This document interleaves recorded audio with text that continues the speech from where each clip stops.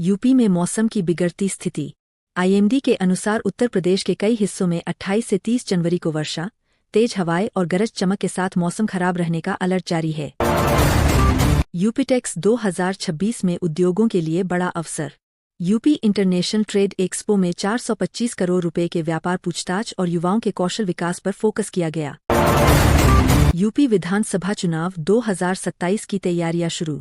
BJP और Samajwadi party ने अगले विधानसभा चुनाव को ध्यान में रखते हुए यूपी में सक्रिय राजनीति शुरू कर दी है।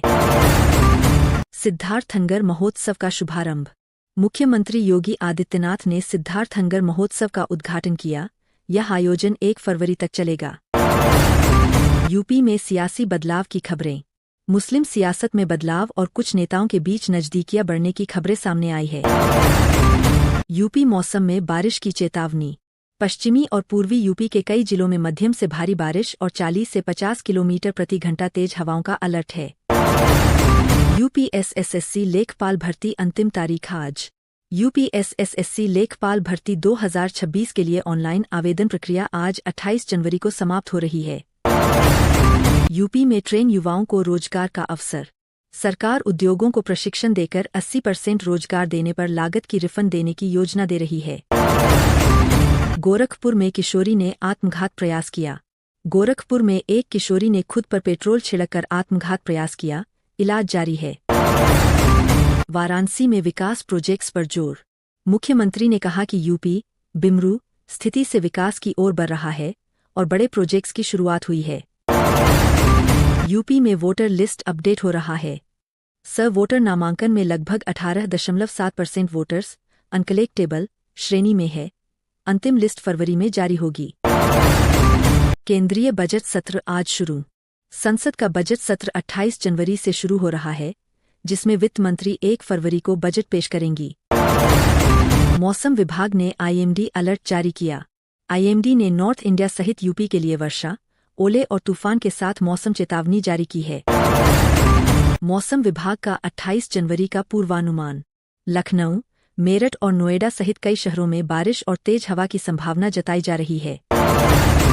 यूपी में शीतलहर का असर जारी। मौसम विभाग के अनुसार तापमान कुछ इलाकों में कम रहेगा और कोहरा रहने की संभावना है। यूपी के पूर्वोत्तर जिलों में वर्षा संभावित। आगे पश्चिमी यूपी की तुलना में पूर्वोत्तर और मध्य यूपी में भी वर्षा संभावित है। यूपी में आईएमडी रेड अलर्ट का असर। आईएमडी की चेतावनी के अनुसार कुछ जिलों में भारी बारिश और तूफानी हवाओं के साथ जोखिम बरकरार है। यूपीटेक्स में कौशल विकास सम्मेलन रखा गया। व्यापार मेले में कौशल विकास सम्मेलन का आयोजन हुआ, जिसमें उद्योगों और युवाओं को जोड़ा गया। यूपी वेदर आज कोहरा और ठंड। आईएमडी के अनुसार कई हिस्सों में सुबह कोहरा रहने से तापमान ठंडा रहेगा। बड़ी सड़क व पुल परियोजनाओं का उद्घाटन। मुख्यमंत्री ने गोरखपुर में नए फ्लाईओवर और रेल ओवरब्रिज का उद्घाटन किया। यूपी में बेरोजगारी पर नई योजनाएं। कौशल और युवा रोजगार पर राज्य की नई पहल उद्योगों को प्रोत्साहित कर रही है। यूपी विधानसभा चुनाव के लिए राजनीतिक गतिविधियां। मुख्य पार्टियां आगामी चुनाव को ध्यान में रखते हुए सक्रिय प्रचार और रणनीति बना रही है। सिद्धार्थनगर महोत्सव में सांस्कृतिक कार्यक्रम।